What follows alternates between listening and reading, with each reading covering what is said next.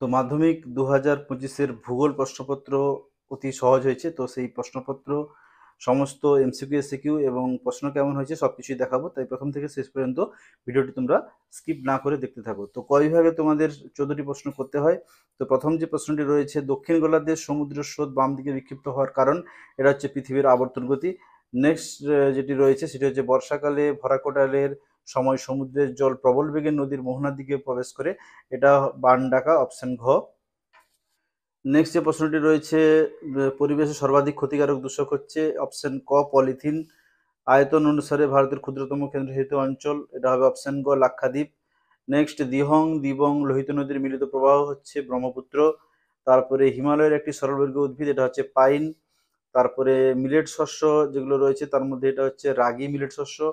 ভারতের প্রথম কাপড় কল, এটা হচ্ছে ঘুষুড়ি। তারপরে কলকাতা দিল্লি সংযোগকারী জাতীয় সড়কপথ যেটি রয়েছে এটা হবে NH2, যেটা বর্তমানে NH2 নামে পরিচিত, কিন্তু আগে NH19 ছিল।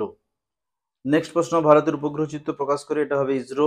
তারপরে যে প্রাকৃতিক প্রক্রিয়ায় মাটি ও শিলাস্তর অভিকর্ষ টানে উচ্চভূমির ঢাল বরাবর নিচে নেমে আসে, এটা হচ্ছে পুঞ্জিত ক্ষয়। পাখির পায়ের মতো বদ্বীপ, এটা হচ্ছে মিসিসিপি মিসৌরি। ক্যারিবিয়ান সাগরে সৃষ্ট ঘূর্ণিঝড়, এটা হবে হ্যারিকেন। অধঃক্ষেপণের একটি উদাহরণ হচ্ছে শিশির। এরপরে ক্ষয় বিভাগের প্রথম কৃষ্ণ শুক্লপক্ষের অষ্টমী তিথি যে প্রশ্নটি রয়েছে এটা অশুদ্ধ। সিমেন্ট কারখানা থেকে উৎপন্ন বর্জ্য পদার্থ বায়ু দূষণ ঘটায়, এটা শুদ্ধ। হিমালয়ের পাদদেশে অঞ্চলের নুড়ি বালি পলিঘটিত সমভূমি অঞ্চলে বেড নামে পরিচিত, এটা অশুদ্ধ।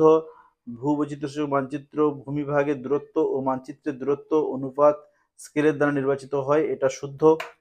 নেক্সট যে প্রশ্নটি রয়েছে, মরু অঞ্চলে বায়ু ও জলের মিলিত কার্যের ফলে সৃষ্ট অস্থায়ী হ্রদগুলি প্লায়া বলে, এটা হচ্ছে শুদ্ধ। উল্কাপিণ্ড স্ট্র্যাটোস্ফিয়ার স্তরে পুড়ে ছাই হয়, এটা অশুদ্ধ, এটা হবে সঠিক উত্তর মেসোস্ফিয়ার। ভূপৃষ্ঠ সংলগ্ন বায়ুস্তর প্রধানত উত্তপ্ত হয়ে বিকিরণ পদ্ধতি, এটা অশুদ্ধ। তারপরে শূন্যস্থান পূরণ রয়েছে, উপগ্রহ চিত্রের ক্ষুদ্রতম একক হচ্ছে পিক্সেল। যে প্রাকৃতিক প্রক্রিয়ার মাধ্যমে ভূপৃষ্ঠের উপরিভাগে ভূমিরূপের পরিবর্তন ঘটে তাকে বহির্জাত প্রক্রিয়া বলা হচ্ছে। পারমাণবিক শক্তি উৎপাদন কেন্দ্র থেকে নির্গত বর্জ্য হচ্ছে তেজস্ক্রিয় বর্জ্য। গ্রীষ্মকালে উত্তর পশ্চিম ভারতে ধূলিঝড় হচ্ছে আঁধি।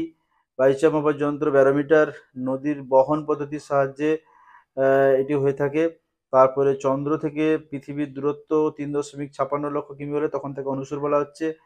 তারপরে এখানে যে প্রশ্নটি রয়েছে, কাশ্মীর প্রবাহিত বিতস্তা বা ঝিলম নদী, সেটা হচ্ছে সিন্ধু নদীর উপনদী।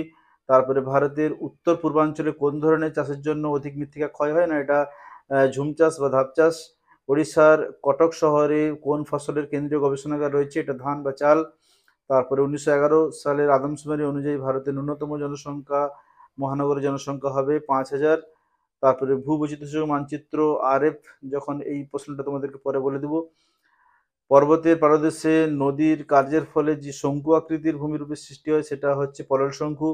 যে কাল্পনিক রেখার দ্বারা সমান বৃষ্টিপাতযুক্ত অঞ্চলগুলি যুক্ত করা হয় সেটা হবে তোমাদের সমবর্ষণ রেখা। তারপরে শীতকালে উত্তর পশ্চিম ইউরোপের বন্দরগুলি যে উষ্ণ স্রোত, তাকে বলা হচ্ছে কুরেশীয় স্রোত। তারপরে তোমাদের এটা মিল রয়েছে, রাজস্থান হবে লুনি, ভিলাই হবে লৌহ ইস্পাত শিল্প, কান্ডালা করমুক্ত বন্দর, লাদাখ খারদুংলা। এরপরে গ বিভাগের প্রশ্নগুলো যদি আমরা দেখি, 2 নম্বরের প্রশ্নগুলো কিন্তু অতি সহজ এসেছে এবং তোমরা কমন পেয়েছো। আশা করছি তোমরা প্রত্যেকটি দাগই সুন্দরভাবে করেছো। তো প্রশ্নগুলো আমরা একটু দেখে নেব। প্রশ্নগুলো খুবই সহজ সরল এসেছে, এগুলো আলোচনা করছি না। বিভাগটা প্রায় সবই কমন এসছে। এই দুটো প্রশ্ন 2 এবং 3 ভীমবাইয়ের ক্ষয়কার্য এবং জোয়ারভাটা, এই প্রশ্ন প্রায় পুরো কমন ছিল, প্রতি পেজে পেজে ছিল। তারপরে নগরায়নের সমস্যা, গম চাষের অনুকূল ভৌগোলিক পরিবেশ, সব মিলিয়ে 4টি প্রশ্ন কমন ছিল। তারপরে এদিকে যে ম্যাপ পয়েন্টিং ছিল এটাও তোমাদের খুবই সহজ ছিল। সর্বাধিক বৃষ্টিপাতযুক্ত অঞ্চল মৌসিনরাম, দক্ষিণ ভারতের ল্যাটেরাইট মৃত্তিকা অঞ্চল ছিল, পূর্ব ভারতের একটি ম্যানগ্রোভ অরণ্য সুন্দরবন, উত্তর ভারতের একটি ইক্ষু উৎপাদক অঞ্চল। তারপরে পূর্ব ভারতের একটি ভারী ইঞ্জিনিয়ারিং শিল্পকেন্দ্র, এটা হলদিয়া। নবসেবা বন্দর, চণ্ডীগড়, কোলেরু হ্রদ, সাতপুরা পর্বত, মহানদী, সব মিলিয়ে কিন্তু প্রশ্ন তোমাদের খুবই ভালো হয়েছে। আশা করছি তোমরা পরীক্ষাও খুব সুন্দর দিয়েছো। তো নেক্সট পরীক্ষা তোমাদের ভালো হোক, এই আশা রেখে আজকের ভিডিও এখানে শেষ করছি।